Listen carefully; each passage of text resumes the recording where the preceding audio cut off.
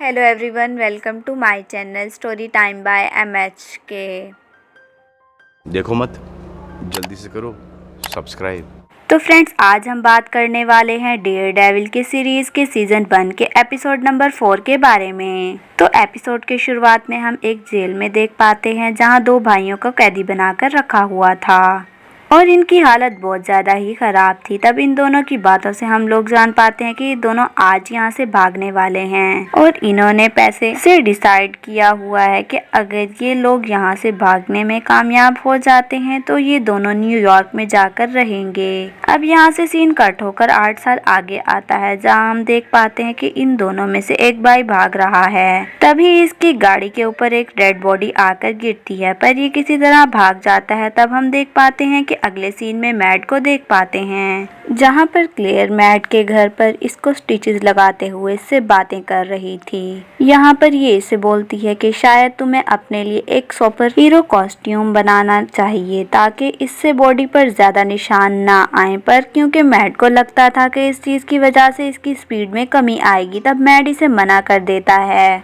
अब मैड इसे एक फ़ोन देता हुआ कहता है कि अगली बार तुम जब आना तो इस फ़ोन पर राब्ता कर लेना। अब जब ये यहाँ से जा रहा होता है तो ये इससे विल्सन फिस्क के बारे में पूछता है, जिसके बारे में इसे पिछले एपिसोड में पता चला था। क्लेयर ने ये नाम पहली बार सुना था तो इस वजह से ये इसे कुछ पता नहीं था। अब अगले दिन हम इन दो भाइयों को देखते हैं जो कि जेम्स से बातें करते हुए इसे अपनी पिछली रात के बारे में सब बता रहे थे, पर जेम्स को इस बात से कोई फर्क नहीं पड़ता कि पिछली रात क्या हुआ था और ये सब इससे कहते हैं कि तुम्हें विल्सन के लिए ईमानदारी से काम करना होगा। और तब इनमें से एक भाई बोलता है कि वो काले मास्क वाला आदमी विल्सन को ही ढूंढ रहा था। इस पर जेम्स इसे बोलता है कि तब तो तुम्हें इसे जल्दी से ढूंढना चाहिए, नहीं तो तुम जानते हो कि बॉस तुम्हारे साथ क्या कर सकते हैं। इतना बोलकर ये यहाँ से चला जाता है। अब इसके जाने के बाद ये दोनों भाई इसका मास्क वाले आदमी को ढूंढने के लिए अपने दोस्त से मिलने का फैसला करते हैं। वहीं हम कैरन को एक रेस्टोरेंट में पेन के पास देख पाते हैं जो कि उससे बातें कर रही होती है। अब इन लोगों की बातों से हम लोग जान पाते हैं कि कैरन इसे इस दिन के इंसिडेंट के बारे में बता रही थी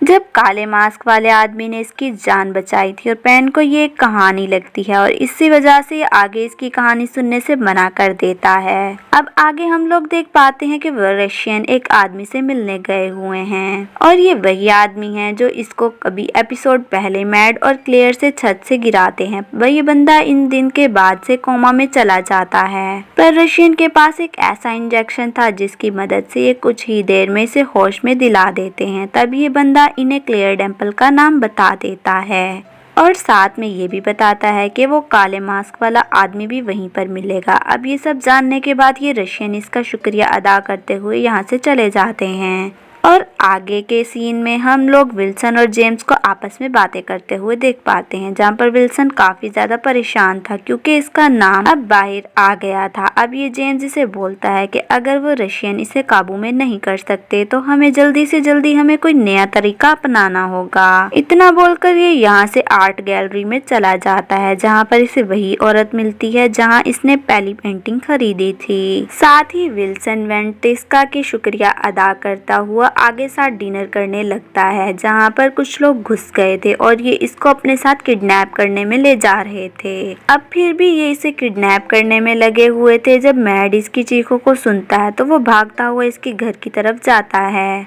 पर इसे वहां पर पहुंचने में काफी देर हो जाती है। पर रशियन अपनी गाड़ी में क्लेयर को लेकर निकल जाते हैं। अब मैड इनका काफी देर तक पीछा करता रहता है, पर आखिरी में ये किसी ऐसी जगह पर पहुंच जाता है जहां पर पहले से ही बहुत से शोर शराबा था और क्योंकि हम जानते हैं कि मैड देख नहीं सकता, वो गाड़ी की आवाज सुनकर इनका पीछा कर रहा था, तो ये यहाँ पर कंसंट्रेट नहीं कर पाता और क्लेयर के साथ साथ वो रशियंस भी इसके हाथ से निकल जाते हैं। और अब क्योंकि इस बात पर मैड को काफी ज्यादा गुस्सा था तो वो फौरन क्लेयर के अपार्टमेंट की तरफ जाता है और और यहाँ पर इसे कार्टिनो मिलता है जो कि रो रहा था और तब कार्टिनो इसे बताता है कि वो लोग पहले इसके पास ही आए थे। इसके पास आने के बाद और इन लोगों ने इसे बहुत मारा पीटा, जिसके बाद कार्टिनो ने ही इसे क्लेयर की मालूमात दी थी। और क्योंकि कार्टिनो की इस वक्त कोई ज्यादा गलती नहीं थी तो वो चुप हो गया था, तो मैड इसे सबसे पहले रिलैक्स करवाता है और इससे बाकी की मालूमात लेने लगता है। तब इससे पता चलता है कि वो गाड़ी वेंसी कंपनी की थी। वो सुनकर बहुत ज्यादा हैरान होता है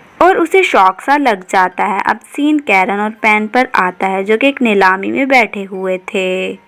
पेन कैरन से छत के बारे में पूछता है। इन्हें यूनियन एलाइड के कंप्यूटर पर बोली लगाने का कहता है। इस पर कैरन भी हाँ बोलती है और सीन अब वेनिस्का और विल्सन पर आता है जो कि एक रेस्टोरेंट में बैठे थे। और इन लोगों की बातों से हम लोग समझ पाते हैं कि कहीं ना कहीं ये लोग एक दूसरे को पसंद करने लगते हैं। दूसरी तरफ वो रशियन ब्रदर क्लेयर को मारपीट कर मैड के बारे में जानने की कोशिश कर रहे थे, पर क्लेयर इनको कुछ भी नहीं बताने वाली थी, इसीलिए ये बहुत देर तक दोनों भाइयों से मार खाती रहती है। तभी यहाँ की लाइट चली जाती है और क्लेयर समझ जाती है कि यहाँ पर मैड पहुँच गया है और अब इसी वजह से ये हंसते हुए बोलने लगती है कि अब जाओ, जो भी तुम्हें जानना हो इससे खुद ही पूछ लो। तभी यहाँ पर हमारा अंधा कानून अपना टोपी पहनकर आ जाता है, सभी लोगों को मारने पीटने लगता है और फाइट करता है, जो कि इस वक्त एक फाइट सीन क्रिएट हो जाता है। अब थोड़ी ही देर में ये यहाँ पर सभी लोगों को मार देता है और क्योंकि क्लेयर ने इसके पीछे काफी ज्यादा मार खाई थी और मैड सबसे पहले हक करता है इसको। और दूसरी तरफ हम देख पाते हैं कि कैरन कंप्यूटर पर बोली लगाई थी और सब इन्हें वो जीत जाती है। तब कैरन और पेन इसी बारे में बात कर रहे होते हैं कि अब इन्हें इन कंप्यूटर से फाइल कैसे निकालनी है और ताकि कैरन की जान को आगे कोई भी खतरा ना हो। पेन इसे बोलता है कि तुम इस एग्रीमेंट पर जाकर साइन कर दो। अब जवाब में कैरन मना करते हुए कहती है कि अगर वो ऐसा करेगी तो वो फाइल को लीक कर पाएगी। तब पेन कहता है कि बोलो मत, अब मैं भी कंप्यूटर्स का 50% मालिक हूँ,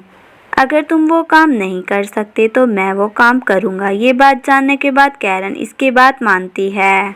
दूसरी तरफ जब रशियन ब्रदर्स को पता चलता है कि टैक्सी कंपनी में से क्लेयर को छुड़वा लिया गया है तो ये विल्सन के पास पहुँच जाते हैं जो कि अभी वेनिस्का के साथ रेस्टोरेंट में डेट पर था। और जब वेनिस्का को ये पता चलता है कि विल्सन ऐसे लोगों के साथ रहता है तो ये यहाँ से जाने लगती है क्योंकि ये नहीं चाहती थी कि ये किसी भी गॉन्स्टर के किसी भी किस्म का रिश्ता रखे। तब विल्सन जेम्स से कहता है कि रशियन ब्रदर को गाड़ी में बिठाओ और साथ ही ये रशियन ब्रदर से कहता है कि अभी ये आकर इससे बात करेगा। इतना बोलकर ये वेनिस्का के पीछे अपने अपार्टमेंट तक जाने लगता है। और फ्रेंड्स, हमारा एपिसोड यहीं पर एंड हो जाता है। अगर आपको हमारे एपिसोड पसंद आया हो तो हमें कमेंट्स बॉक्स में लाजमी बताएं।